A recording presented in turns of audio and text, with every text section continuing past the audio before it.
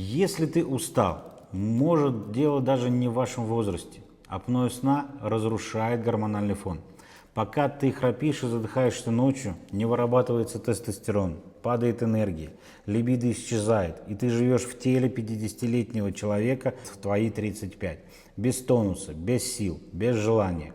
А потом депрессия, лишний вес и таблетки.